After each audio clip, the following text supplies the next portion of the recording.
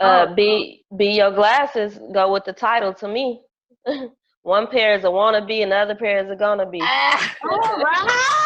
point. Yeah. You like that? Uh-huh. You right. Hey, Uh-huh. go on with that revelation. Yes, Yeah. yes. Clear as day. That was cool right there. But Listen, yeah, that so back to the revelation. wanna be or gonna be. Yeah. So I was thinking, yeah, when we wanna be, you say like, for example, you might say you want to be a I don't know, marine biologist. So as a marine biologist, you grew up as, I don't know, 5-year-old little girl or little girl. I want to be a marine biologist. But you go through life, you do the minimum amount of school. You don't really engage in school and ask questions and think and learn. And you, as you grow older, you're not trying to do any internships in the area or anything having to do with it. You stay away from water. You don't, try to get to Florida every chance you get to kind of scuba dive or learn about the animals. Mm. And then high school senior year, you're like, okay, well, yeah, I want to be a marine biologist. And then you start trying to think about it. Whereas a gonna be 5 years old, they say they want to be a marine biologist. So by the time they're 7 and their parents are saying, what are we going to do for vacation? They're trying to get to Florida. They're trying to get to Hawaii. They're trying to get somewhere where there's some animals, some underwater sea creatures. They're looking for SeaWorld, or what's Right. Shamu, anything got to do with water and corals and sea urchins and starfish and everything that's under, because they said they're gonna be, and they were already putting into motion the early research, even at their level, was age appropriate to start making it happen. They'll probably develop good study habits in school. They may, rewrite their, like my daughter, she used to rewrite her stuff, but she had a hearing problem and she didn't want to wear a hearing aid. So she would come home and go through the entire lesson, rewrite all her notes, play her recording and stuff, and self-study every day because she decided she was not going to wear her hearing aid. She didn't say she didn't want to wear it. She said, I'm not going to wear it. And so by her not going to wear it, she had to do all these extra things to still keep her on point for not wearing her hearing aid. But the gonna bees, they begin, by the time you get to high school, they're looking for internships in the field in any area that they can. Maybe a part-time job in the, somehow even if it's just at academy in the fish department. Um, they just begin practicing whatever activities that they can at their appropriate stage. Then, when they have free time, they're using their free time to do research, or maybe to research previous, more prominent marine biologists that, may have discovered whatever species of some stingray or something. I don't know. Um, they may take electives, as appropriate, but especially at the high school level. You can, I think, as a junior, you can begin taking college courses if your high school classes are going to be met. So they may be at one of the colleges trying to take a marine biology class or, some sort of appropriate class. They may already learn to swim because as a marine biologist, chances are at some point you're going to get in that water in a cage, in a wetsuit with these animals. Mm. So, they might do that. They might, pretty much gonna be is gonna live, breathe, and think, dream the marine biology life. Whereas a marine biologist wannabe is gonna talk about it when they're having conversation with people, but then when they're not talking about it with anybody, they're going on about their business and talking about something else. They're probably not taking electives, or if they're taking electives, it has nothing to do with what they want to do. They might be taking bowling or, I don't know, volleyball or something instead of something marine biology related. They may, wait until it's time to do college applications, and then they say, okay, what college can I get into based on my grades now? Versus the gonna be, they've already determined by middle school which colleges they think they might Mhm. get to. So when they're in high school, they're mapping out their route as to which classes they need to take, how they need to have their essay done, what their SAT scores need to be. Bottom line, they have a plan. And that's really the difference between a wannabe and a gonna be. A wannabe stumbles through life doing whatever it is they're doing. And I shouldn't say stumble, but yeah, they kind of stumble and they hope that it will happen. That's kind of like that faith without works thing. And what is it? What the Bible says, Exactly. faith without works is dead. So you have faith, you It's have a wannabe, desire dead. to do, but you're not doing anything to make it happen. Versus the gonna be's, a man don't work, don't eat. The gonna be get out and work so he can eat. The gonna be comes up with a plan. He says, okay, I need to go to Harvard, and I need to have a 3.9 GPA on a 4.0 scale. I need to have put in 50 volunteer hours, whatever it is to do to get into the school and into the program that they want to get into. That's what the gonna be's do. And they write that plan out and they begin doing everything they can do for that plan.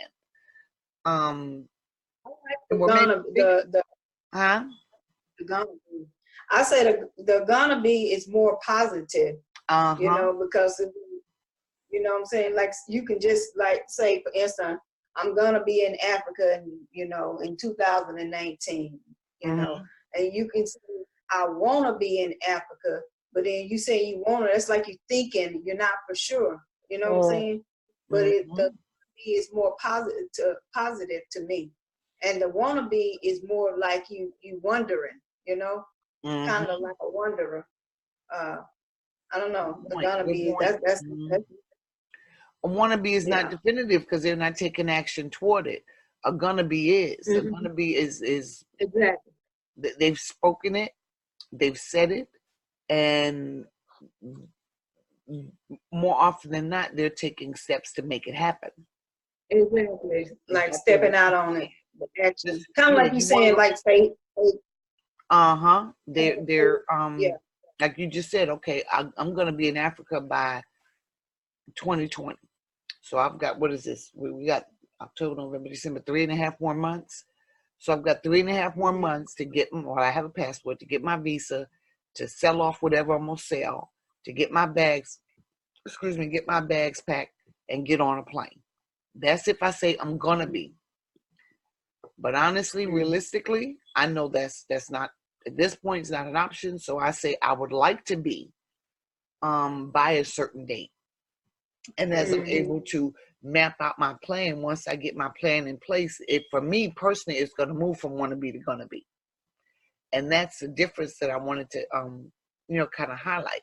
Many of us started in a wannabe. It's kind of like, for me, it's like more of like the words you look, if I'm looking at the word like right now, the way it's written, being a country, from the country, that's what it sounds like to me. Country, but it's positive. The gonna be is like, to me, I'm gonna be.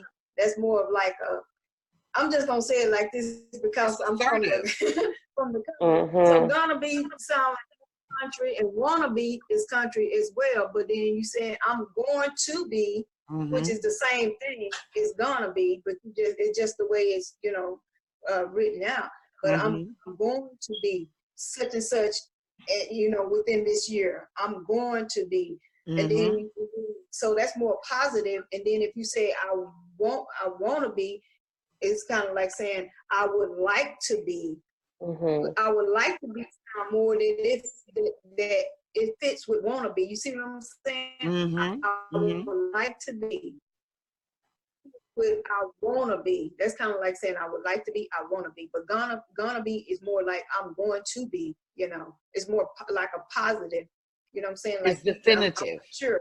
It's very assertive. It's definitive. It's assertive. It's exact. It's prophetic. It's clear, concise. It's authoritative. It says, this is what I'm going to do, and I accept nothing less, It says, this is it. There's no other option. This is what's going to happen. Whereas a wannabe says, I would like to do this, but if something else comes along, who knows? Or I would like to do this, but I don't know if I'm going to do the work to make it happen. I would like to do this. It'd be nice if, Jesus just came down and hit me with the magic wand and blessed me with it, type of thing. Instead of saying, this is what I'm going to do to make it happen. You know, some of them in high school be saying, well, I want to be a model when I grow up. You know, they're Back not off saying, the table, baby girl. huh? I said, well, back off the table then. And see, that's what I'm not. I was thinking of. Oh, you can't hear her? No, I couldn't hear what DL said. Oh, she said back off the table. Back off of it? Yeah. Yeah. Oh, well, you know, well, now we're having more fuller figure models, but when I was coming through the model, you had to be less than pencil thin. So you wanted to be a model, you had to like bypass the kitchen for a whole week every day. You know, every bypass. Oh, okay, I got you. I didn't understand what you said. Right? It was my version of a dry joke. I know. I didn't. At first, I'm like, huh? I thought you were telling me to back off from this table. And then I'm like, hey, look. I'm thinking, little sister, she's speaking in some codes. I'm trying to see if I can what she should say. I'm like, is she speaking in codes? Let me see if I can decode. That's so funny. I thought that was a message. Let me see if I can decode what she just said. And I'm pulling back like, okay. Yeah, but you know how most of the kids in high school, you know, they're not for sure what they want to be. So they'll say, I want to be a model. I want to be a doctor. I want to be. They don't say, I'm going to be a doctor when I graduate from school. I'm going to be, you know what I'm saying, a lawyer. I'm going to be, you know. That's what I was thinking is, and one viewpoint is adolescence versus adulthood. You know, like you said, Sandra, I wanted to be a dancer and a photographer and a filmmaker and an archaeologist. All these things, all these ideas, right? And then once I got into adulthood, it turned into I'm gonna be, but it wasn't like I'm gonna be this. It was like I'm gonna be at this job. You know what I'm saying? I'm gonna have to get 2 jobs. And then, kind of like speaking it into existence. But as time go on, it does trend I think for open-minded people, you got to have a certain type of mindset to say and make it a positive affirmation and be aggressive about it. Like you said, BL, doing the work and everything. I'm going to go back to school and become a marinologist. I'm going to start going around like-minded people in that field and do what I need to do to be that.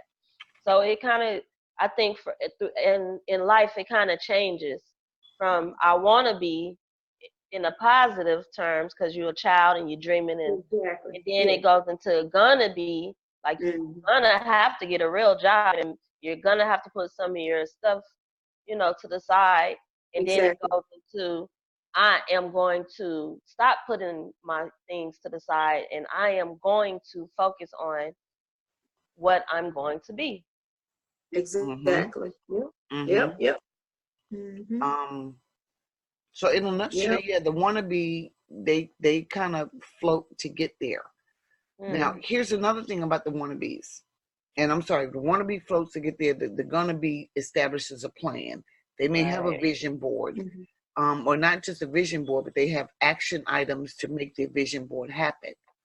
I say this about one of my daughters. She used one entire wall when she was in high school. She mapped out her plan on the wall. She had what she wanted to do, and she mapped out her first route, her preferred route to get there. And then as things were occurring in life, then she turned around and she made updates to that route. And okay, well, I can't go directly the way I want to. I'm going to have to take some detours. And so she went and updated her wall with the detours that's still going to bring her back to where it is she wants to be. So, or where she's going to be. And so that's, you know, one of the differences, or some of the differences was something else I wanted to highlight about the difference between a wannabe and a gonna be. As you just talked about adolescence and adulthood. As an adolescent, oftentimes you don't even know what it is you want to be. And especially if you're melanated, if you came from an environment where most people did not succeed in, you know, too much of anything other than graduating and landing whatever job they landed. They weren't taught to decide what they wanted to do and put it out there make that a vow and go for it and make a plan and make it happen. They're taught to want to be. They're taught to desire something, but take what life gives you versus desire something and make your plan and make it happen. Which is something I think we definitely want to work on with our, not just our children, but our youth, period. Yeah, it may be that mama stumbled on whatever life, gave her. Whatever lemons life gave her, she may or may not have made lemonade. But you don't have to do the same situation. You can say, I'm going to be a paramedic. And okay, well, a paramedic is going to require BLS. It's going to require first aid, CPR, I don't know, running, if you have to go through an academy or something, running a mile. It's going to require physical agility. It's because them bodies can get heavy trying to lift them. It's going to require good driving. It's going to require good background, all those things. So a gonna be at 14, 15 says they want to be a paramedic. They're starting to research what it takes to be a paramedic. And they're working toward preparing to reach all those little small goals. So when the time comes, you have what? Opportunity? You have preparation. They've done all the prep. And then the opportunity comes, they're of age, and the sign is posted, we're taking apps for paramedics, and they complete the app. They've got all the prep in place, and there's where the success comes in. That's where they get to be that paramedic. So, and the difference in a wannabe and a gonna be oftentimes is wannabes stumble upon life. They wind up just being a leaf, getting blown and stumbling into whatever they stumble in. And more often than not, even if they stumble into a decent career that pays some decent money, that gives them good time off with the family, etc., if that's not what they wanted to do, when they hit that midlife crisis, regret's going to start sitting in. Are going to be, they've mapped their plan. So when they get to their midlife crisis, they're trying to figure out, okay, well, how do I retire and go get my second gonna be, Wow. Or trying to find a way to get to the motherland and be elevated high up so they can see the sights and just watch everybody else and just enjoy and sit back. Who knows? But they oftentimes have fewer regrets when it comes to career or, whatever it is that they've chosen, because they made the decisions. That was something they said they wanted to do, and they worked for it, and they got there. Mm-hmm.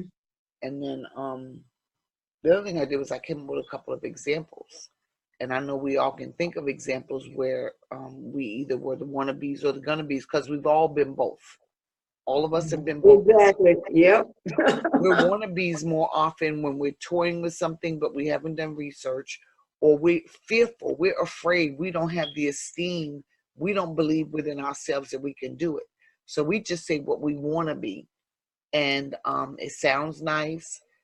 We think that's what the listener wants to hear, or we're hoping that they can give us some guidance, or they can tell us how to do it.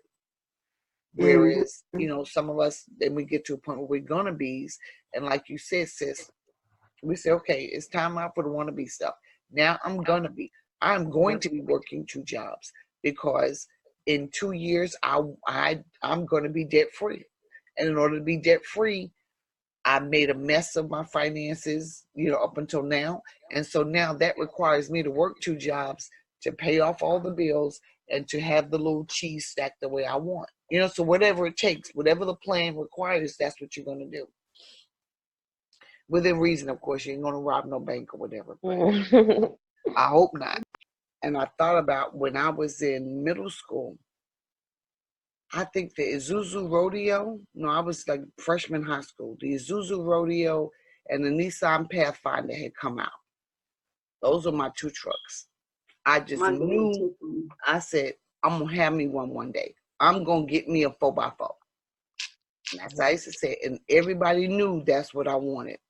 In the meantime, I knew that I had to get there. I had to map a route to get there. A, I needed to learn how to drive properly. B, I needed a license. C, I needed money. I had to work my way up to it. And so what did I do? I learned to drive properly. I got a learner's permit. I got an internship with a company as a driver, as a part-time driver. As long as I was in the vehicle with a licensed driver, I was able to do that internship that allowed me to drive. And she let me drive as much as possible. So I mastered the streets of New York with a learner's permit. But I'm building my experience. Oh, you used to live in New York? I was born in New York. Oh, I wow. lived there up until I was 18. I've never been there, but I have family that have been there visiting stuff there, but they a couple of times, but they say they would live there though. They didn't like it, I but wouldn't live there back either. they say it was Yeah, and real. that's what I did. And then I settled at the time, I remember, but I also liked the little 4-door matchbox kind of car, like the Chevy Nova. That was the cutest little thing. Oh, yeah. Yeah, I remember the Chevy and Nova. so Oh, that's some nice little cars. I said, well, okay, this is what I'm going to have until I can get my 4x4. And I remember when I graduated school, when I graduated undergrad, Oh, I gotta go grab something. I started working, and my cousin said I was getting ready to buy a new car. And the first thing she said was, you finna get your 4x4? And I'm like, you remember that? She said, yeah, everybody know. Nene said she won't get her 4x4. I said, no, not quite, because it's not in the budget yet. But again, I'm working my plan. I'm saying, okay, I'm going to stick with a reasonable compact car. I'm going to drive that joker till it die. I'm going to save the extra money from the high payments of a nicer car so I can get my finances where I want them to be, because when I get my 4x4, I want it custom. I want what I want. And it took me some time, but I was 20-something, 26, I think. And by the time I turned 26, no, in the meantime, between then and the age of 26, I'd always been driving little tiny cars, you know, the Chevy Novas, the Nissans, the itty bitty cars. Yeah, the one like I got. As well was every vehicle that was put in front of me, I learned to drive it, because I needed now to learn how to drive a 4-wheel drive. I need to learn how to drive a bigger vehicle. I needed to learn how to maneuver that bigger vehicle and all of that. So every chance I got, I drove my aunt and uncle's Lincoln Continental, even though they don't know my cousin was letting me drive it. I had another cousin, I'm jumping in his semi-trailer. I'm trying to learn it. I'm trying to learn every vehicle that's put in front of me, so that when it came time for me to do my 4x4, I could rock those gears, because I wanted a manual transmission. I wanted, the act of driving. Oh, I love driving. You drove a Standard, right? Before? Oh yeah, they save on gas too. Yeah, they're not good for the city though, because all the stop and go. I know it. Yeah, you going in and out on that clutch. That was something. And when it come to a hill, boy, I used to hate that. My ex, he the one taught me how to drive a Standard. And I tell you, he didn't have no patience. And then you gonna burn up my clutch, because I was riding that clutch for a while. But yeah, that's what I did. And eventually, when the time was right, I remember I bought my first brand new car at 21 or 22, brand spanking new. And again, it was a $10,000 car, no whole lot of nothing. Matter of fact, I had to roll the windows up and down. Okay, that's just. But it was a new car, and it had AC, and it worked. And I knew I could drive it forever. And that's what I did. And then when the time came, everything was in place. To get my 4x4, I was able to do what? Go to the store, order my vehicle, order it from the manufacturer, custom the way I wanted, get 0 down, and still have a reasonable payment. And I think we'd met up for a funeral. And I didn't tell anybody I finally got it. But I remember driving up, and my cousin looked, and she was like, Nene finally got her 4x4. Then you've been saying that for the longest. That's what you want. I said, that's right. I told y'all that I was going to get it. But you have to work there. You have to come up with a plan to get there and make do until you do. Instead of just sitting around saying, that's what I want. One of these days I'm going to get me one, one of these days, but never taking the action or the measures to be in position to receive it when the time comes. So that was one of the things that one of the examples I came up with, and then I remember my brother did something very, very similar. He always wanted a vehicle. And in New York, you up in New York, you don't usually keep a lot of vehicles. You know, you just ride the public transportation. But he wanted a car. And he didn't want no car note. He didn't want to pay no interest, no fees, no none of that. He just wanted a car, pay insurance, and that's it. So what did he do? And the other thing he said was if he got a car and he financed it, he would have to pay interest. And, you know, that's a few $1,000s that's going into the interest and the finance charge. And that just hurt him. He couldn't do that. He's like, no, that's going to hurt too much to get him that money. And then that also would have required him to have full coverage insurance. And in his mind, if he owned the car outright, then he could have liability and he don't have to spend all that money for full coverage. So he set his goals and he came up with his plan. And this plan required him to work. It required him to save his money. He did cash and carry. And all of the money that he saved, that he saved, that he would have paid in interest and a credit card, he put in a separate location toward his car. So when the time came, he had enough money saved, he was able to go to the bank and get $10,000 out cash and say, okay, now let me go buy my vehicle. In the meantime, he's checking the best locations for vehicles. He's checking what the best vehicles are. He's checking north, south. You've got the salt and the rust under the ground versus whether it's going to have AC by default and all those kinds of things. And he decides the best place to get his vehicle within the price range that he wants. And on his first trip, very first trip to purchase his vehicle, he walked into the dealership and he was looking around, and a man walked in and traded a very, so 1987, it was nearly, was it rarely used? It was a lease. The man was ending a 2-year lease and going into it because, you know, some people do that every 2-3 years. They update. Oh, yeah. Uh-huh. That's what the man was doing. My brother happened to be there. So this thing had, 30,000 miles on it. It was only 2 years old. It was clean as a whistle. He maintained it. Mm-hmm. And so my brother got the vehicle, I think, for like $7,000 cash. Oh, wow. But that is so good. With that many miles on it, that's real good. It was 30. It was actually, it was under 30, but it was that's good. And not a dent in it, not a scratch, because, you know, lease vehicles, they have to baby them like real. Otherwise, they have to spend a lot of money when they turn them in. So it was at the end of the 2 years, and the man was turning in, and he was there right at that moment. And so he was able to hand that man cash money and pay for an extended warranty and drive out with his vehicle. And so that's what I was, that was one of the examples that came up about wanting something versus going to do something. You want it and you don't necessarily take the actions to make it happen. How many people are saying, yeah, I want to go to the motherland, I want to go to Africa, I want to go to Accra, I want to go to Ghana, you know, I want to go to Nigeria, I want to go to Congo, wherever it is they say they want to go, but they're not doing anything to get there. Versus those who say, you know what, I'm going to get there. Well, you got some of them are. Some of them are, right? There's some of them that say, I'm going to get there. I am. They're doing whatever they've got to do. They're getting their passports. They're getting their I got my passport. I got to get that visa, though. They're working on the finances when they get there. They're working on liquidating whatever it is they've got to liquidate. Yeah. They're working on tying up all loose ends over here so that when they go, they can go make a new life for themselves.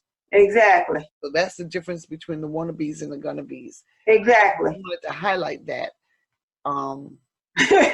because it's important that we do that we decide what's a want and what's a gonna, you know. Exactly. And the wants, those are things we stumble upon. You know, you're if you're a wannabe, you're like a leaf.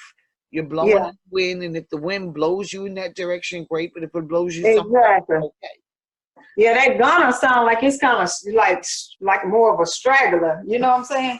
Straggling, you know. And Ghana's it's happening. I'm not accepting anything else. I mean, wanna. That's what I was trying to say. Yeah, that's what you meant. Mm-hmm. Yeah. So yeah, that's what I wanted to talk about was the difference between a wannabe and a gonna be, because I hear,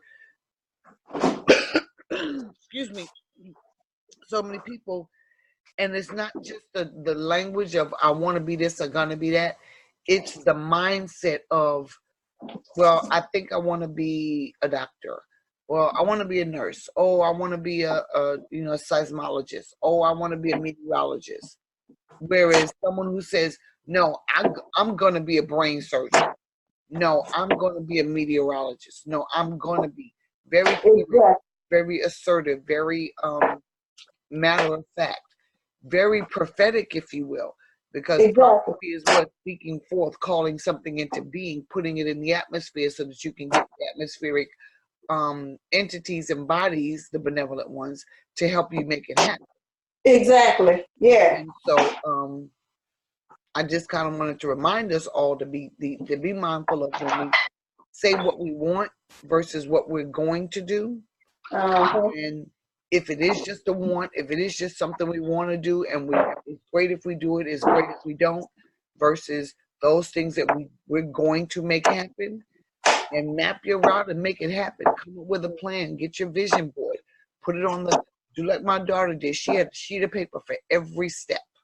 Oh, that's all right. When her steps had to change, she would cross it out, and she had space on that paper to say why it changed and what the alternate route is. And she literally had at the top, let me see, it was at the bottom. No, it was at the top where she wanted to do. And she started at the bottom with the first step. And she had a sheet of paper going up her wall. The whole wall was her life plan. And well, we've taken it down now because we're making some moves. But her life plan was on the wall, and she had, okay, this is what I get to get in school. And she had her list of schools that had the program that she wanted, were affordable, that were in her budget, and all that other kind of stuff. She mapped over here what her GPAs needed to be for each of those schools, what her SAT scores needed to be, all of that, and just went straight on up the list until she arrived at what she wanted. That's good. She got a plan. Go. And that's what I've always taught them. When they want to do something, okay, give me a plan, give me a reason, give me some research, give me some definitive how you're going to get there, how you're going to make it happen. You can't just say this is what I want and that's it. Or this is what I'm going to do and that's it. No, I need a plan. And so they know, you say you want, like my daughter, she tell me she going to color her hair or some Lord. What she gonna do? Color her hair. Oh my goodness. Why? Tell her think about that one. Why? Boy, if I could turn back what I done did up here with my hair. But it's trying to go off now. I got some black roots coming in and got the red on the top. Don't talk about roots coming in. Huh? Don't talk about roots coming in because I'm past due. I'm just being too lazy because I really don't want to deal with, I really don't. I don't. Yeah. And my daughter hasn't gotten mad enough. When she gets mad enough, then she'll come in here and she'll make me sit up and do my hair. You keep your hair up nice, so that's good. You like to change different styles. I like that too. Every now and then, I might throw on a wig or get some braids or something like that. But I'm gonna keep my natural hair though. I'm not gonna. But the only thing I did was put that color on there. Now I'm ready for it, and I don't want to cut because if I have to cut my hair, I'm gonna have to cut off about that much color. So I'm gonna lose a lot of hair. So I'm just gonna let it eventually just grow. That's why the color should be a rinse that only lasts for 4 to 6 weeks. Yeah, I thought about that. Oh, okay. Yeah, versus actually going through and coloring it more getting the permanent. Yeah, don't get if you ever decide to do it, just like she said, just I don't want to dye my hair. I don't want to do nothing. I just want to let it be. Yeah, when I was younger, I used to dye my hair black. Oh, really? Well, yours is like a reddish brown. Exactly. And so I always wanted black hair.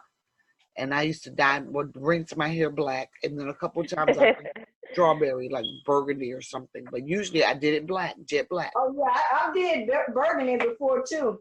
You know what we used to do? We used to put Kool-Aid. Back in the day, we got like the Kool-Aid that says Kool-Aid, the good kind that we used to have in the package, the straight Kool-Aid.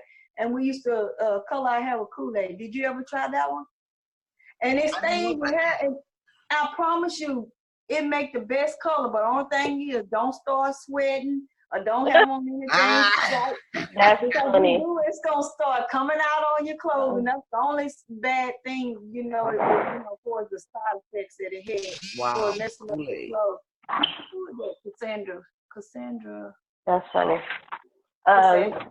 But being back to what you were saying though, especially using your daughter.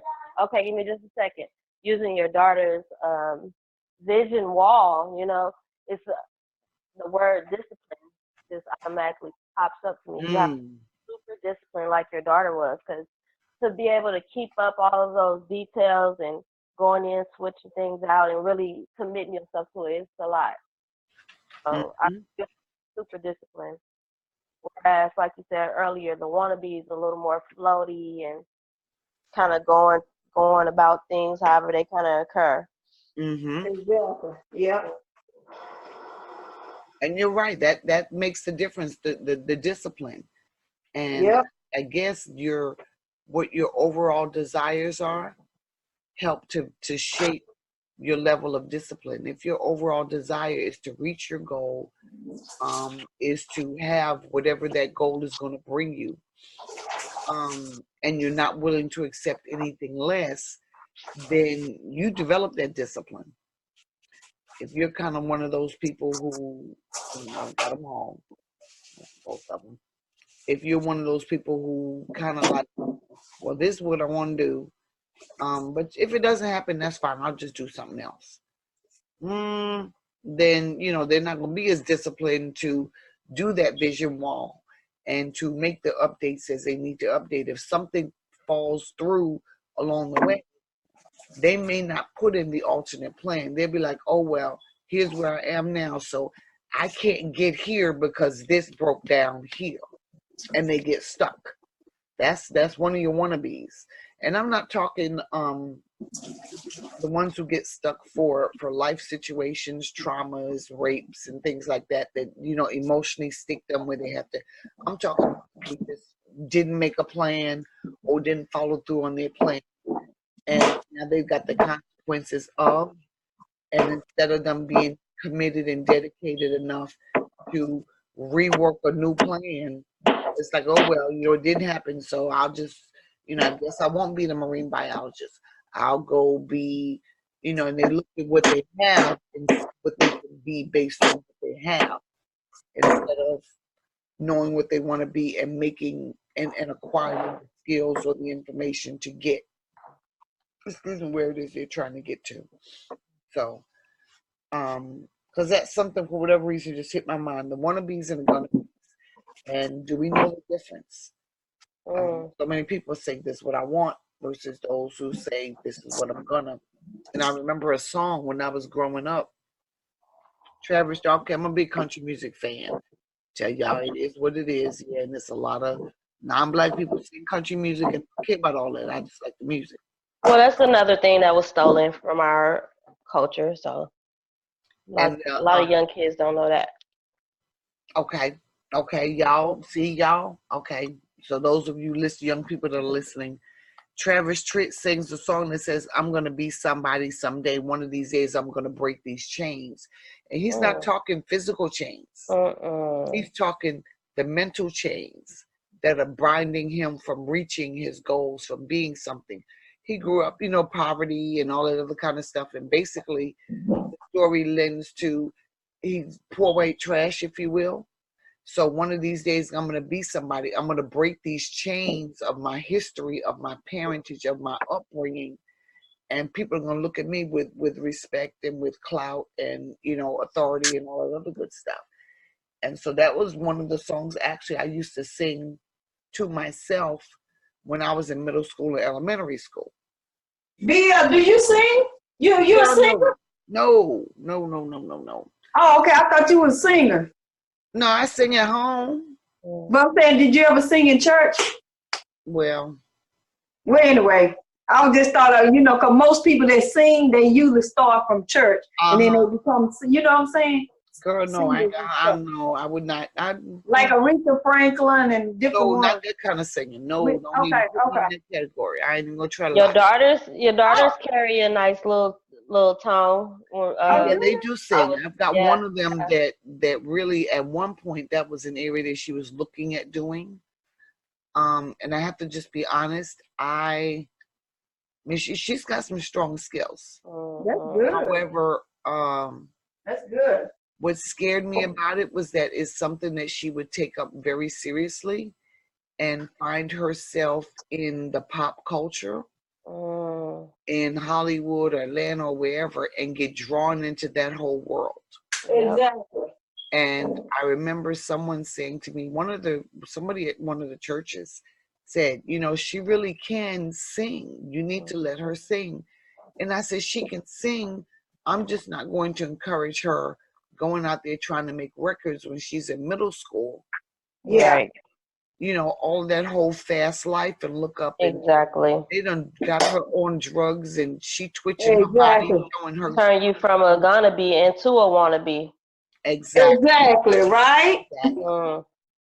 Yep. I encouraged her singing. Actually, she was trained classical first. And then I had to really, they started in the choir when they were like 4 or 5 in choir church. But I had to really work on making the transition into the church choir because all of her formal training was classical and choral. Oh. And so she sang UIL competitive in school. Actually, she got a 4-year ride to some school. Oh shoot! Don't ask me the name of the daggone school right now. She was offered a 4-year ride to sing, you know, at some school. But she didn't go. A, because it was too far away from home, and B, her sister did not get offered a similar package at that school.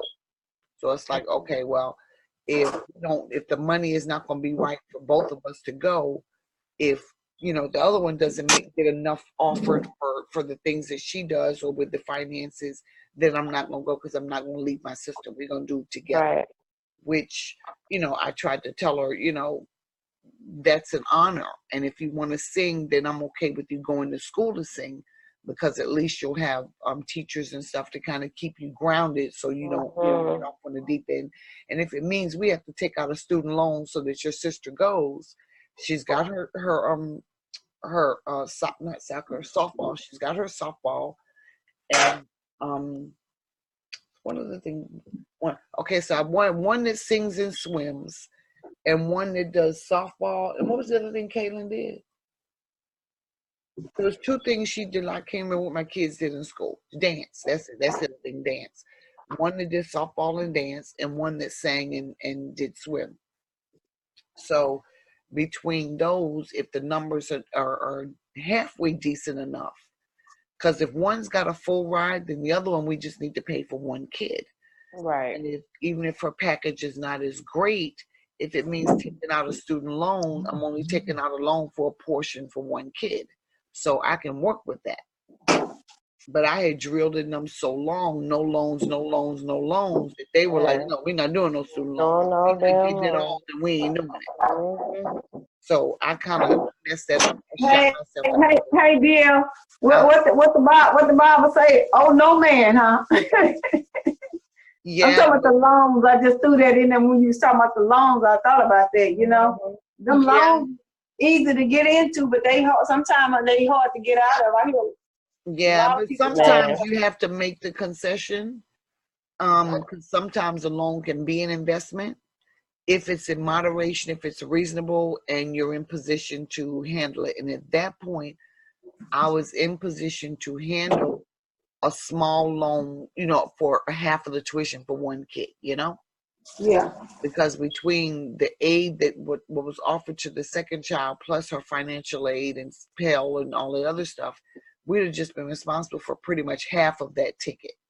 Yeah. The first kid was covered, you know, in its entirety.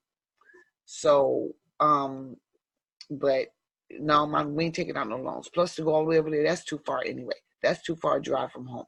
Are you gonna move in with us? No, I'm not moving there. No, we're not going. We're not going. I'm like, really? Yeah.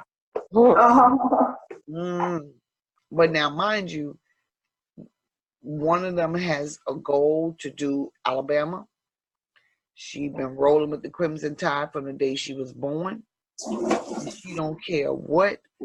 She's going to matriculate at that school before it's over with, even if it's just for one semester.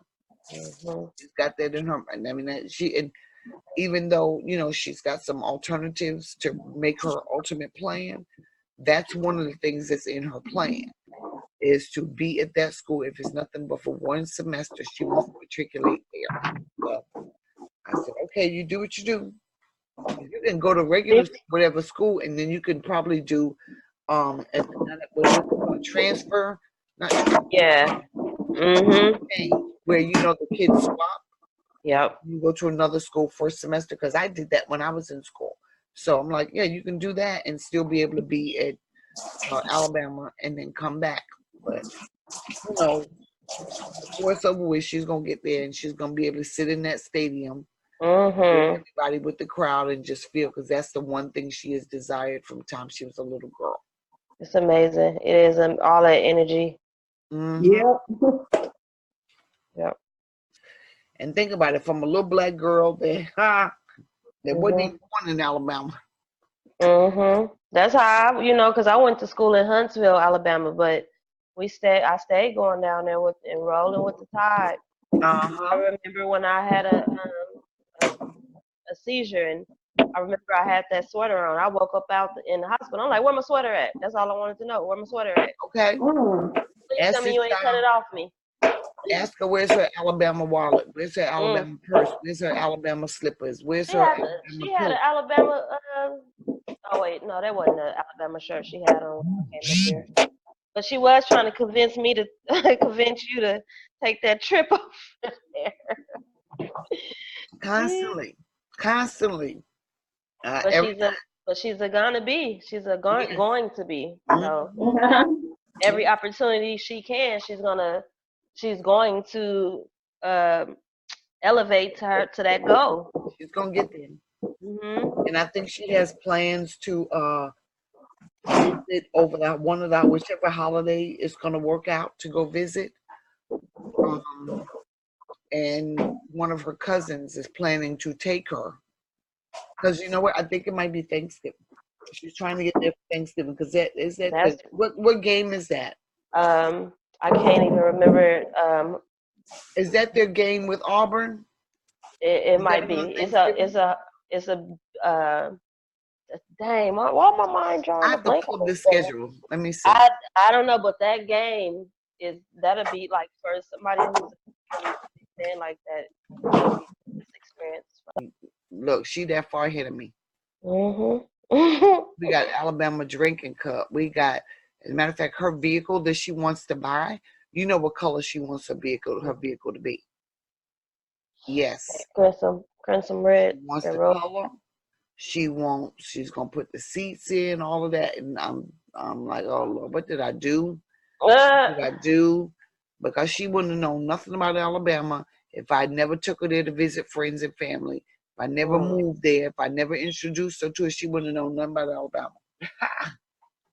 I think the same for me. Had I not got accepted to the school out there, I would have never known nothing about Alabama. Yeah, she's definitely going to be when it comes to that. We're going to make sure we somehow highlight that, celebrate her for that when it does happen, because I know that's what she wants. That's been a long-term, actually her desire is just to move back out there. And who is it? The real Merkaba?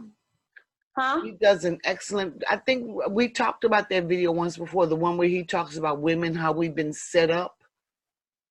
And to have our options of men are very poor, very limited, very under what we deserve, and so we wind up accepting that or towering over them and dishonoring and disrespecting them because they are not any better, or we wind up going to the other side, or some of us wind up being alone.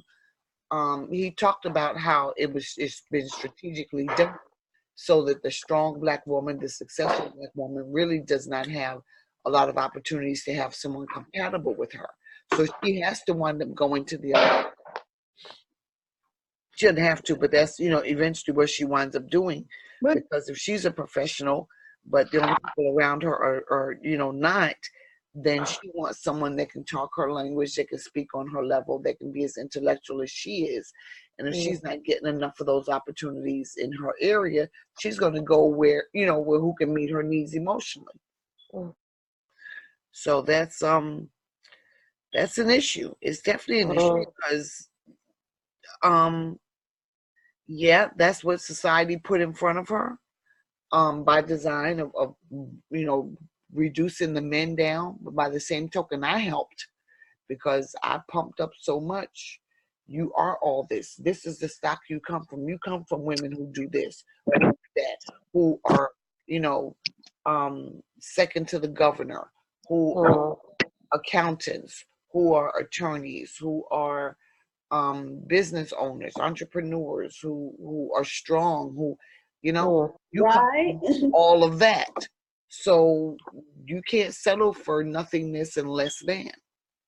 And whatever it takes to get whatever your better is or your goals are, that's what you've got to do. You can't just give up, and you can't settle for any old dude just because he look cute. Pants are sagging.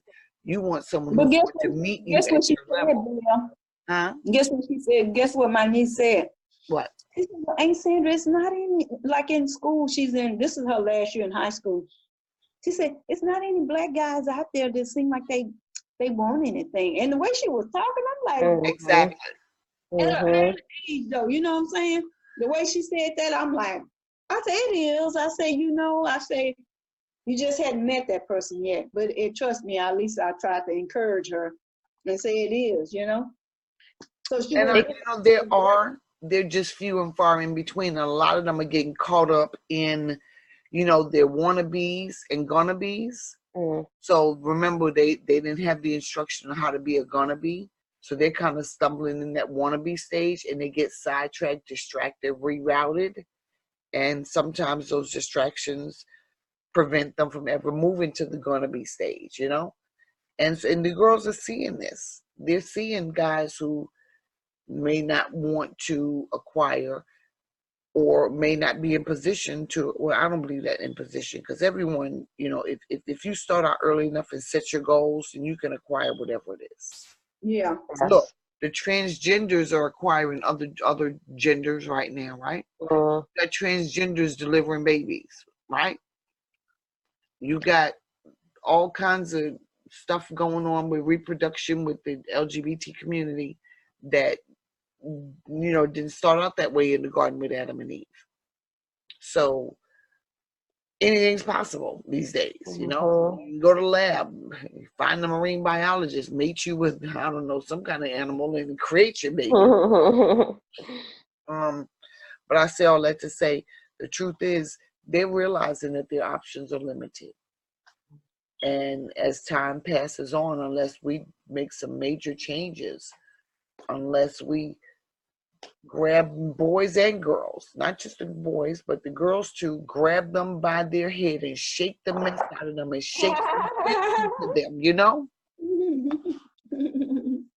I don't know. Like, little sister, by the time your baby girl gets to a point where she's at a dating stage, what are going to be her options?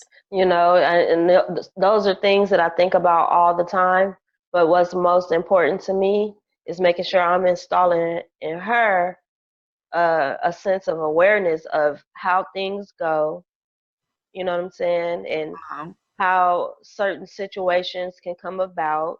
I never deny any of her questions. When I catch her watching little cartoons when they're making the characters date and all that stuff, we pause it and we go through it, and I explain to her what's really going on and showing her, as you get older, like when I was growing up, boys want to kiss you and touch you and all these things.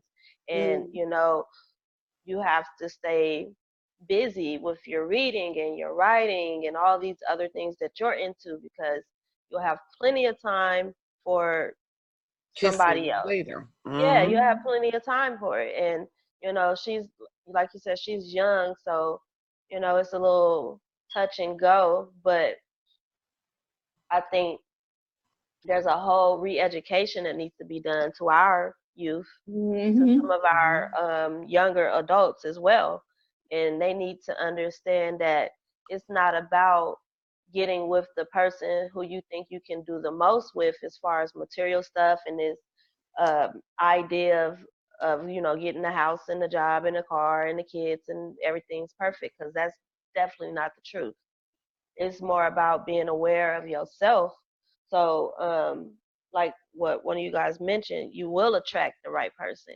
You'll understand and be able to see from a mile away somebody who on that bullshit versus somebody who really about something. And then I also think, regardless of how one person's family may have brought them up, you know, you got your own rights as a child, as a teenager, as an adult. You got your rights. If you want to date a white person, go ahead and date that person. But as a person of our color, when you get older and when you get slapped in the face with how they be, then you'll get it. I don't want to be like, oh, don't you know? I give her lessons about certain things, and she see things she pointed out, but I'm never gonna be like, you can't be with this type of person or whatever. I'm sure with the things that I'm showing, because most of the time she's sitting right up under me when I'm watching the videos, and little things that she catch that she expressed with me. She ain't messing with them people. She ain't messing with them. So how old is she, little sister? just 7.